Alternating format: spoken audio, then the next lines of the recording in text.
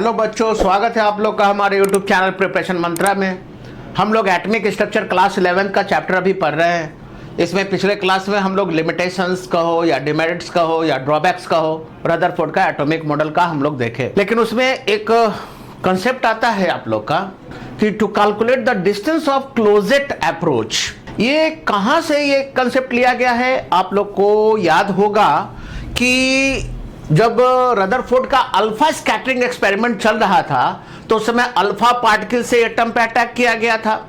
तो बहुत सारे अल्फा पार्टिकल जो थे वो एटम के आर पार चले गए थे, लेकिन जो अल्फा पार्टिकल न्यूक्लियस के करीब था या जो न्यूक्लियस के आमने सामने था, तो जो करीब था वो तो डिफ्लेक्ट हो गया, जो आमने सामने था वो जिस डायरेक्शन पे गया उसी डायरेक्शन में वापस लौट आया। और हम बताए थे कि ऐसा क्यों हुआ, क्योंकि न्यूक्लियस पे प्लस चार्ज था, अल्फा पार्टिकल पे भी प्लस चार्ज था, और सेम चार्जेस में क्या होता है बच्चों? रिपल्सन होता है। तो वहीं से ये कंसेप्ट लिया गया है कि मान लो कि ये है हमारा न्यूक्लियस और यहां से हमारा चला कौन सा पार्टिकल? Alpha particle. तो जाहिर सी बात है कि अल्फा, हर एक चार्ज का अपना एक फील्ड होता है, तो हर एक चार्ज का अपना एक फील्ड होता है। तो अगर अल्फा पार्टिकल मान लो कि प्रोजेक्ट किए, ठीक है, और मान लो कि यहां से वो चलना शुरू किया, ठीक है, चलते चलते चलते चलते चलते चलते चलते चलते,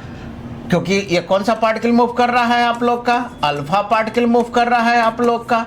तो अल्फा पार्टिकल जैसे ही न्यूक्लियस की तरफ चला तो जाहिर बात है कि जैसे जैसे उसके अल्फा पार्टिकल पे, आप लोग को पता है अल्फा पार्टिकल किसको कहते हैं? हेलियम प्लस प्लस को, यानी ये पॉजिटिवली चार्ज होता है आप लोग का, और पॉजिटिवली चार्ज होता है ये अल्फा पार्टिकल, है ना। अल्फा पार्टिकल कैसा चार्ज होता है आप लोग का? एक पॉजिटिवली चार्ज पार्टिकल है, ठीक है। और पॉजिटिवली चार्ज पार्टिकल को किधर की तरफ हम लोग भेज रहे हैं? प्लस चार्ज की तरफ वो मूव कर रहा है। तो जब अल्फा पार्टिकल को हम लोग प्रोजेक्ट किए थे रेडियम पोलोनियम जैसे रेडियो एक्टिव सब्सटेंस से, तो वैसे केस में अल्फा पार्टिकल शुरू में तो गया होगा, मूव किया होगा, लेकिन जैसे ही उसके रीजन में चलेगा एक plus charge particle, positively charge particle, एक प्लस चार्ज वाले जो आप लोग का स्फीयर है जिसको हम लोग न्यूक्लियस कहते हैं, उसके तरफ जब मूव करेगा तो जैसे ही उसके फील्ड में इन करेगा तो सेम चार्जेस में क्या होता है? रिपल्सन। तो एक समय के बाद ये क्या करेगा? ये धीरे धीरे धीरे इसका काइनेटिक एनर्जी क्या होता जाएगा? कम होता जाएगा। और एक समय ऐसा आएगा कि वो एक जगह पे जब रिपल्सन बढ़ जाएगा तो एक समय ऐसा आएगा कि यहां वो क्या हो गया? मान लो रुक गया, स्टॉप हो गया। क्यों? क्योंकि यहां पे रिपल्सन सबसे ज्यादा है, मैक्सिमम लग रहा है। और यहां के बाद ये क्या करेगा? या तो ये वापस चला आएगा या फिर एक नए पाथ को वो ट्रेस करना शुरू करेगा, या तो इधर भागेगा या इधर भागेगा, या फिर ये क्या होगा? अपने अपोजिट डायरेक्शन में वापस लौट आएगा। तो यही मिनिमम डिस्टेंस अल्फा पार्टिकल का न्यूक्लियस है, जिसके बाद वो नए पाथ को क्या करने लगे? ट्रेस करने लगे। नए पाथ को वो क्या करने लगे? ट्रेस करने लगे, है ना। इस मिनिमम डिस्टेंस को ही हम लोग नाम देते हैं the distance of closest approach, है ना। तो यहां हम लोग कह सकते हैं कि यही जो डिस्टेंस है ना, दिस डिस्टेंस इज कॉल्ड, है ना, the distance of closest approach, यानी वो डिस्टेंस जिसके बाद अल्फा पार्टिकल जो है ना, वो डिस्टेंस जिसके बाद अल्फा पार्टिकल जो है अपने नए पाथ को क्या करने लगे? ट्रेस करने लगे। उस मिनिमम डिस्टेंस को हम लोग नाम देते हैं क्या? The distance of closest approach. This R is called, है ना, ये वो डिस्टेंस है, वो मिनिमम डिस्टेंस है जिसके बाद अल्फा पार्टिकल जो है वो नए पाथ को ट्रेस कर रहा है। And this path is called, this distance is called, है ना, this minimum distance is called distance of closest approach.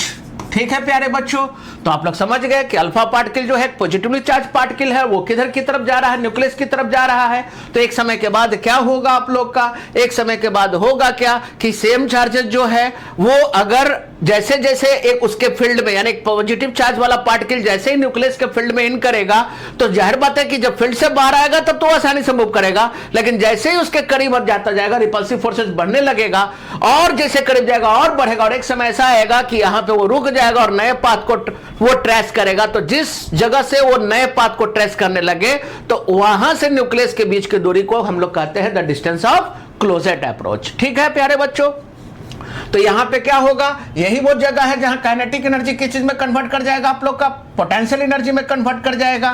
तो हम लोग पहले क्या है, what is the distance of closest approach, तो हम लोग कहेंगे कि the minimum distance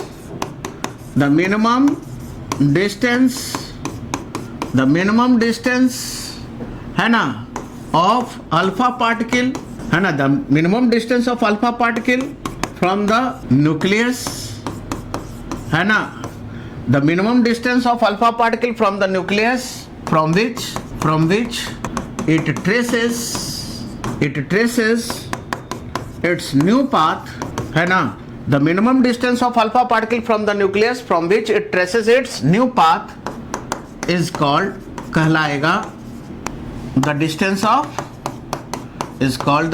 of closest approach, उसी को हम लोग कहेंगे the distance of closest approach. ठीक है प्यारे बच्चों, अब कैसे कैलकुलेट करेंगे डिस्टेंस ऑफ क्लोजेट अप्रोच, तो आप लोग को पता है कि इस केस में पोटेंशियल एनर्जी आप लोग का जो जिस काइनेटिक एनर्जी से वो आया था वो वहां पे पोटेंशियल एनर्जी में कन्वर्ट हो जाएगा, यानी काइनेटिक एनर्जी जो है ना उसका मैग्नीट्यूड उसके पोटेंशियल एनर्जी के बराबर हो जाएगा। और काइनेटिक एनर्जी कैसे निकालेंगे, तो हम लोग जानते हैं कि अल्फा पार्टिकल का काइनेटिक एनर्जी क्या होगा, हाफ mv²।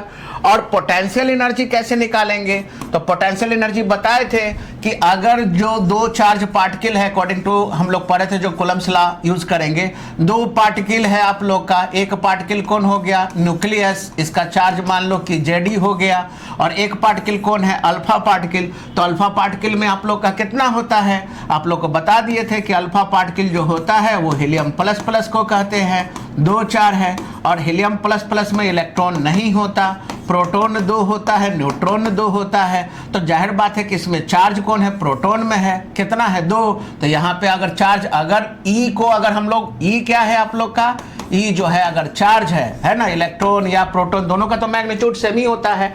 तो अगर ई को चार्ज कहे तो इस पे चार्ज अगर Zd है, Z का मतलब कि अलग अलग एटम में एटॉमिक नंबर अलग अलग होगा तो प्रोटॉन की संख्या भी अलग अलग होगा। अगर हाइड्रोजन का है तो ये 1 ही हो जाएगा, हीलियम का है तो 2 ही हो जाएगा, लिथियम का है तो 3 ही हो जाएगा, है ना, बेरिलियम है तो उसके न्यूक्लियस में 4 प्रोटॉन हो जाएगा तब 4 ही हो जाएगा। और अल्फा पार्टिकल में कितना प्रोटॉन है आप लोग का, ये 2 ही है, और दोनों के बीच का डिस्टेंस आप लोग का कितना है r।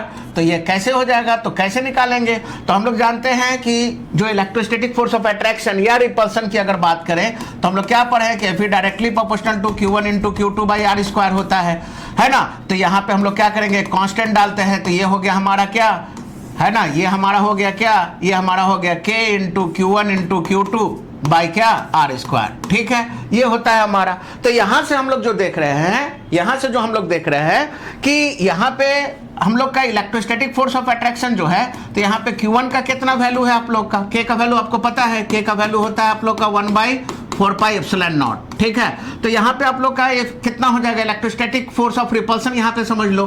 तो Q1 कितना है आप लोग का, तो ये 2 ही हो गया, और ये कितना है आप लोग का Q2 कितना है, ये 2 ही हो गया, और Q2 Zd हो गया, तो ये Zd हो गया, और बाई क्या हो जाएगा r²। लेकिन हम लोग को एनर्जी निकालना है, तो पोटेंशियल एनर्जी निकालने के लिए क्या करेंगे, तो जाहिर बात है फोर्स इंटू डिस्प्लेसमेंट अगर करेंगे तो फोर्स इंटू डिस्प्लेसमेंट, तो पोटेंशियल एनर्जी हो जाएगा आप लोग का, बोलो क्या, ये हो जाएगा K into 2E into Zd by r² into displacement r से ये कैंसिल हो जाएगा।